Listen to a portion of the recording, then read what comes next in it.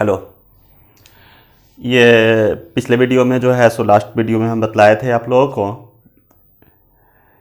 इकाई धनावेश को अनंत से किसी विद्युतीय क्षेत्र के किसी बिंदु तक लाने में किया गया कार्य का व्यंजक, जिसका फॉर्मूला हम लोगों को मिला था क्या चीज़, W equal to 1/4 pi epsilon not into Q, मतलब capital Q not by R।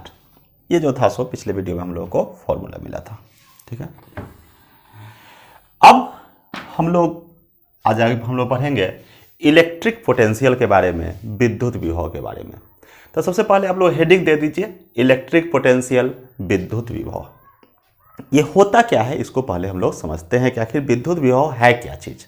ठीक है, अभी तक हम लोग पढ़े हैं क्या चीज, आवेश, बल, विद्युत क्षेत्र। बल और विद्युत क्षेत्र का रिलेशन कुछ इस तरह से है कि किसी विद्युतीय क्षेत्र में कोई स्रोत आवेश है, उसका कोई विद्युतीय क्षेत्र है, यहाँ पर रख दिया गया कोई परीक्षण आवेश को, इस पर जितना बल लगेगा वो हो गया इस बिंदु का विद्युत क्षेत्र तीव्रता। कुछ इस तरह का संबंध है। ठीक है, अब यहाँ पर ये अगर स्रोत आवेश है प्लस ये भी प्लस, ये क्या करेगा, बल इस पर बाहर की ओर लगाएगा। ठीक है, अब यहाँ ध्यान देते हैं अभी विद्युत विभव क्या चीज है। देखिए, जैसे कि एक कोई छत है, यहां पर एक टंकी है, पानी का टंकी है। ठीक है, इसमें पानी भरा हुआ है और एक नीचे टैंक है। हमेशा पानी का प्रवाह क्या होगा, यहां से ऊपर से नीचे की ओर होगा, यानी कि ऊपरी सतह से निचली सतह की ओर होगा। ठीक है, इससे कोई फर्क नहीं पड़ता है कि कौन बड़ा है कौन छोटा है, इसमें इसका साइज बड़ा है कि इसका साइज बड़ा है, इससे फर्क नहीं पड़ता है। सीधे सीधे सिर्फ एक ही बात होती है, ऊपर से नीचे की ओर पानी का प्रवाह होता है। हम शुरू के वीडियो में बतलाए थे कि आवेश को हम लोग पानी की तरह समझेंगे। ठीक है, तो ऊपरी सतह से निचली सतह की ओर किसका प्रवाह होगा, पानी का प्रवाह होगा। दूसरा एग्जाम्पल देखते हैं। एक वस्तु है, ठीक है, इस पर इसके पास कुछ हीट है और इसका तापमान है T1। एक दूसरा वस्तु है, इसके पास भी कुछ हीट है और इसका तापमान है T2।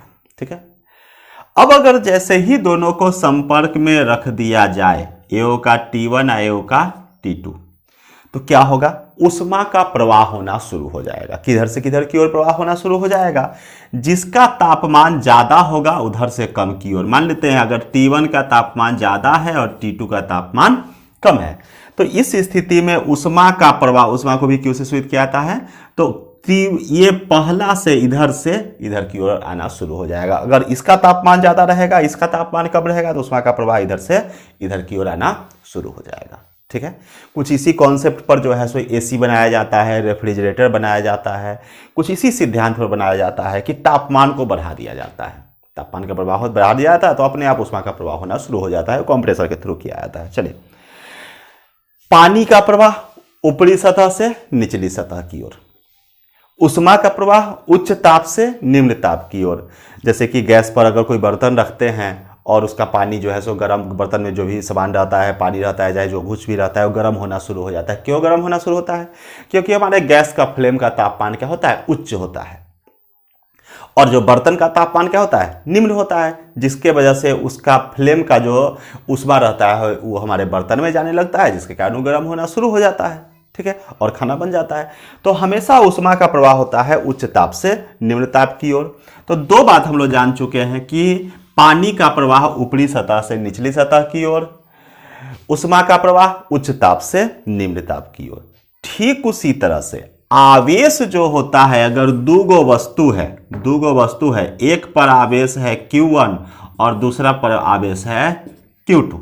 ठीक है, तो आखिर किसका आवेश किस में जाएगा, तो इसमें जिस तरह से ये पानी का प्रवाह उच्च सतह से निम्न सतह की ओर, उष्मा का प्रवाह उच्च ताप से निम्न ताप की ओर, ठीक उसी तरह से आवेश का प्रवाह जो होगा सो उच्च विभव से निम्न विभव की ओर होगा। अगर इसके पास ज्यादा विभव है और इसके पास विभव कम है, तो हमेशा आवेश का प्रवाह उच्च विभव से निम्न विभव की ओर हो जाना शुरू हो जाएगा। ठीक है।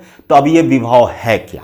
ये विभव आप तो इतना कम से कम समझ जा रहे हैं कि ये विभव जो है सो आवेश के प्रवाह का निर्धारण कर रहा है, किधर से किधर की ओर जाएगा। जिस तरह से टंकी का ऊंचाई पानी के प्रवाह का निर्धारण करता है, तापमान ऊष्मा के प्रवाह का निर्धारण करता है, ठीक उसी तरह से विभव जो है सो आवेश के प्रवाह का निर्धारण करता है। ठीक है। तो अब विभव है क्या चीज का, परिभाषा किस तरह से बनता है, सो यहां ध्यान दीजिएगा। हेडिंग आप लोग दे चुके हैं, इलेक्ट्रिक पोटेंशियल, विद्युत विभव। ठीक है। तो विद्युत विभव क्या है, सो यहां ध्यान दीजिए। जैसे कि एक स्रोत आवेश है Q, ठीक है, प्लस Q है, और एक परीक्षण आवेश है Q नॉट।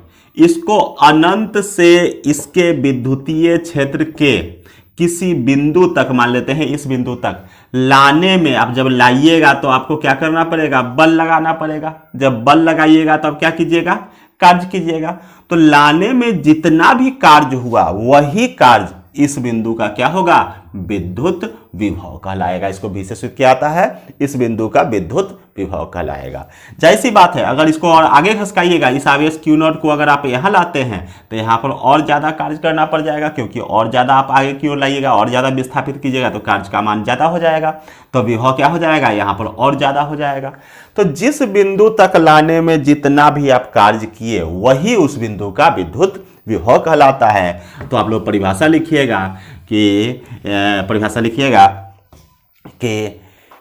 एकांक धनात्मक परीक्षण आवेश को, एकांक धनात्मक परीक्षण आवेश को, इंग्लिश वाले इसको लिखिएगा, एकांक धनात्मक परीक्षण आवेश को विद्युतीय क्षेत्र के किसी बिंदु तक लाने में किया गया कार्य, विद्युतीय क्षेत्र के किसी बिंदु तक लाने में किया गया कार्य उस बिंदु का विद्युत विभव कहलाता है। इसे आगे लिखिए, इसे भी से सूचित किया जाता है। तो भी बराबर हमारा क्या हो जाएगा, एकांक परीक्षण धनावेश को लाने में किया गया कार्य, तो भी इक्वल टू हो जाएगा W/Q नॉट। ठीक है। ये क्या करता है, आवेश के प्रवाह के दिशा का निर्धारण करता है। तो इसको थोड़ा सा बाद में लिखिएगा, उससे पहले इसको लिख दीजिएगा, इसका SI यूनिट। SI यूनिट क्या इसका हो जाएगा, देखिए W का हो जाएगा जूल, तो जूल पर कूलम, या वोल्ट, इसी को बोला जाता है वोल्ट भी। डायमेंशन इसका क्या बन जाएगा, डायमेंशन क्या बन जाएगा, डायमेंशन इसका हो जाएगा, जूल का होता है mL2T-2, ठीक है, और कूलम का हो जाएगा AT, तो A-1 T-1, तो दोनों मिलाइएगा तो हो जाएगा mL2T-3 A-1। ठीक है। हाँ, ये जो है सो कौन सा क्वांटिटी है, स्केलर क्वांटिटी है। It is a scalar quantity. क्यों, क्योंकि ये जो है सो कार्य से बना है, इसलिए स्केलर क्वांटिटी। हाँ, इसका हिंदी लिखिएगा, ये क्या करता है, आवेश के प्रवाह के दिशा को बतलाता है। मतलब यह आवेश की एक वस्तु से दूसरे वस्तु के आवेश की दिशा को, आवेश के प्रवाह को बतलाता है। दोनों लिखने के बाद लिखिएगा इस पॉइंट को, यह अदिश राशि होता है, और तब आखिरी पॉइंट लिखिएगा, यह एक वस्तु से दूसरे वस्तु की ओर आवेश के प्रवाह के दिशा को, आवेश के प्रवाह को दर्शाता है। ठीक है। चलिए, तो अब तो हम यहां समझ चुके हैं कि आखिर विद्युत विभव है क्या चीज। विद्युत विभव क्या हुआ, एक भौतिक राशि है। अब इसको दूसरे ढंग समझते हैं कि विद्युत विभव क्या हुआ, एक भौतिक राशि है जो कि क्या बतलाता है, आवेश के प्रवाह के दिशा को बतलाता है, आवेश के प्रवाह को बतलाता है। किधर से किधर की ओर, उच्च विभव से निम्न विभव की ओर। यहां पर जो हम लोग देखे थे, जैसे कि ये जो स्रोत आवेश था Q, इसके अंदर ये जो है सो O दे देते हैं, ये पॉइंट A दे देते हैं, ये पॉइंट B दे देते हैं। अगर कोई परीक्षण आवेश को पहले B पर लाया गया तो यहां पर कार्य हुआ W1, विद्युत विभव हुआ V1।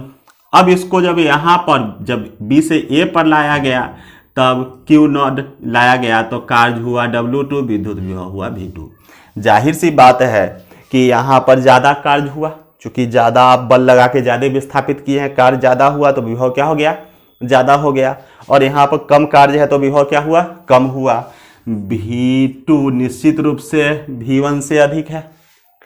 अब ऐसे भी आप सोचिए कि अगर यहां पर धनात्मक परीक्षण आवेश को छोड़ दिया जाए तो किधर की ओर जाएगा, ए से बी की ओर जाएगा। किधर से किधर की ओर जाएगा, V2 से V1 की ओर, यानी कि उच्च विभव से निम्न विभव की ओर जाएगा। आप इस ढंग से भी समझ सकते हैं, ठीक है। तो ये जो इसका और इसका जो अंतराल हुआ, विभव का जो अंतर हुआ, उसको लाता है विभवांतर। तो अगला हेडिंग दीजिएगा पोटेंशियल डिफरेंस।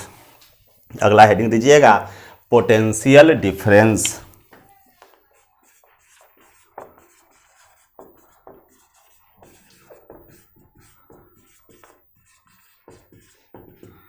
पोटेंशियल डिफरेंस, विभवांतर। क्या हुआ कि इन दो विभवों के अंतर को विभवांतर कहते हैं। सिंपल परिभाषा, the difference between two electric potential is called potential. देखिएगा, किन्हीं दो विभवों के बीच के अंतर को विभवांतर कहते हैं। It is denoted by delta भी। इसे डेल्टा भी से सूचित किया जाता है। तो डेल्टा भी बराबर क्या हो जाएगा, V2 माइनस V1, जिसको आप ऐसे भी लिख सकते हैं, डेल्टा भी बराबर W2 minus W1 by Q0।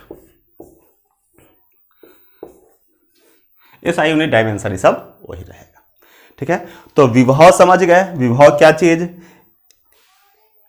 कोई भी आवेश के प्रवाह के दिशा का निर्धारण करना, ठीक है।